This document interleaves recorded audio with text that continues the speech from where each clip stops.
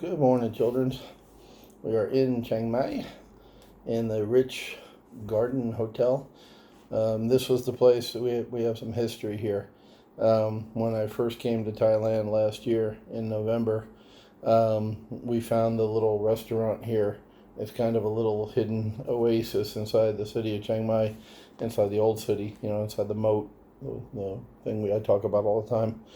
Um, and it's just like a great place to have breakfast. They had like a waterfall, trickling waterfall, and like a nice little stone path, really nice teak furniture. It's just a really good, chill and relaxed place. So we were staying at a separate hotel at the time. We'd walk down the street and have breakfast here, and that was when I definitely confirmed my suspicion that Thailand was the place I wanted to spend the rest of my life. Sitting there sipping a big old mango drink, um, with my giant belly sticking out, of course. 300 pounds at that point, 297, close enough. Anyway, it's the 31st of October here at Chiang Mai at the Rich Garden House.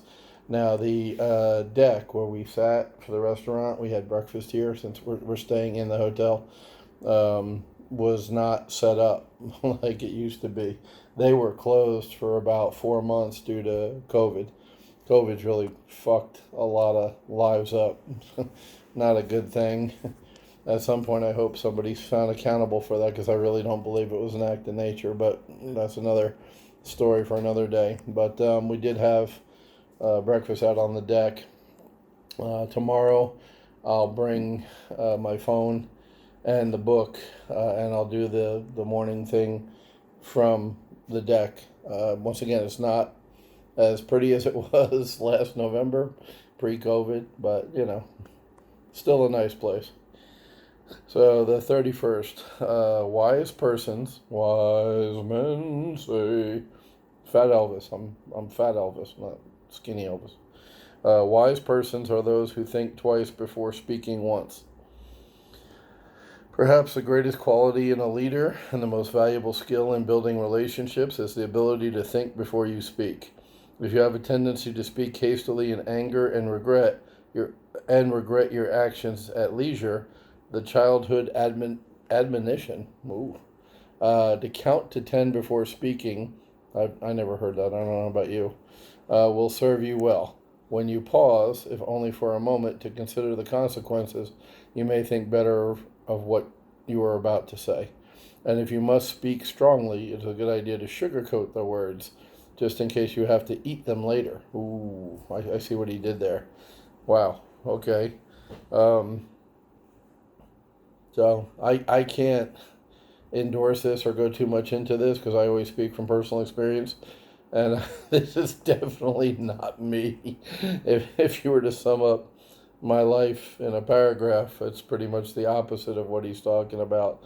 I tend to shoot from the hip, thinking, speaking, acting, doing everything. So maybe I need to heed that advice. Maybe I needed to read that because that is definitely not me since I was 12 years old. Um, okay, so I'll tell you what we can learn from that is while this is a great book and it has a lot of good stuff in it, and I have pretty much agreed and or lived everything he said up until this point. We started reading in June sometime. We're 130 something paragraphs into this thing. Um, there's more than one way to skin a cat.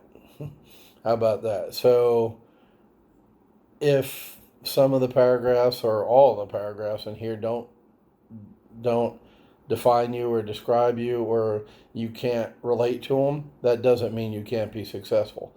So I was able to pull a good point out of something for me that I had no relationship. That might have hit a lot of you, and if it didn't hit me, it doesn't describe me. It might have described you.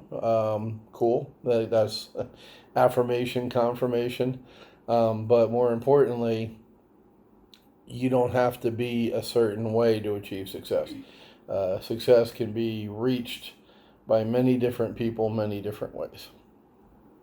So, once again, I get good stuff out of this book, even when it doesn't necessarily apply to me. And you should get good stuff, even if it doesn't necessarily apply to you. So, oh, and for my friend Mike down in Mexico, um, I'm starting to get the feeling I'm getting a more rounder picture based on his posts on Facebook of who and what he is and his background and his past. I figured out today that he was the kid who used to stay up late after his parents went to bed and watch the scrambled colored zigzag lines on the porno channels, because they didn't pay to have them, to his parents wouldn't buy porn. So he was sitting for hours and hours. It's sad, really, but it explains a lot of who he is today. He'd sit and watch the scrambled colored zigzag lines or whatever the hell they were. And no, that wasn't me because I was too poor to have cable. We didn't have cable.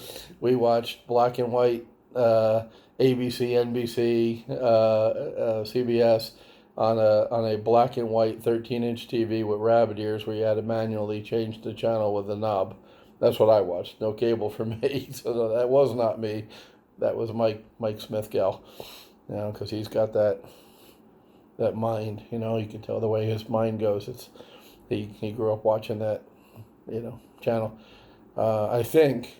So once again, I didn't have cable, wasn't that wealthy. I think you could hear the audio, so maybe he sat there and listened to groans for 2 hours or until he fell asleep. That's Mike in a nutshell.